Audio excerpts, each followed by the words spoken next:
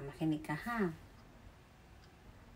Mamaya, may audition ng solo contest. For the solo contest ha.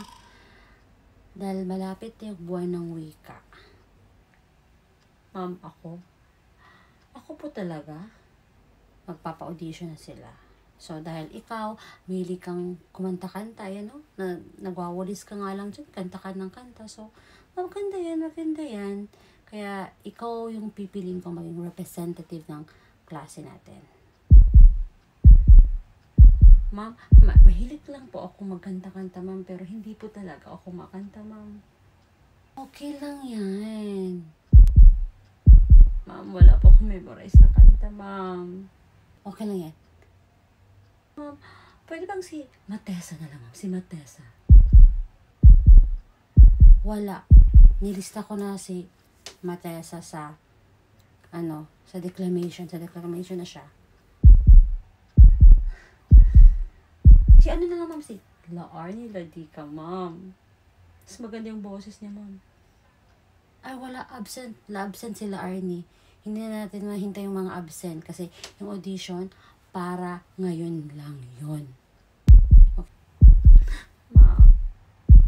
Please, ma'am. Okay? Ay, hindi. Ayoko po, ma'am. Ayoko po tanggapin, ma'am. Ayoko po. Sige. Mamaya, pupunta tayo dun sa baba sa grade 5 na classroom. Sigurado na po ba kayo, ma'am? Doon yung audition, no? Ready ka, ha? Sasamahan kita. Ako po ba talaga? Wala ka nang magagawa. Nailista na kita.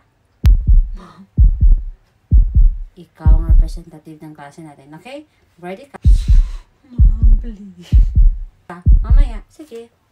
Mamaya. Mabalikan kita. Please. Ma'am.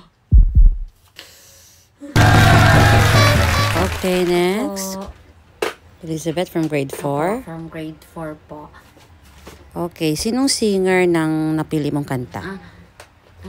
Hindi ko po alam kung sino pong kumanta ng kakantahin ko po.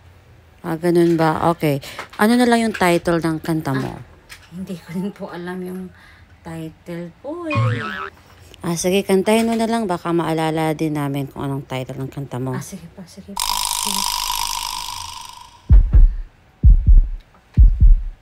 Okay, in 3, 2, 1. The floor is yours. Turn around and turn around and turn around, turn around.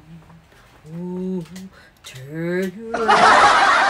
Turn around, turn around, turn around. Ooh, turn around, turn around, turn around, turn around. Ooh, turn around, turn around and turn around and turn around, turn around. Ma'am, Turn around.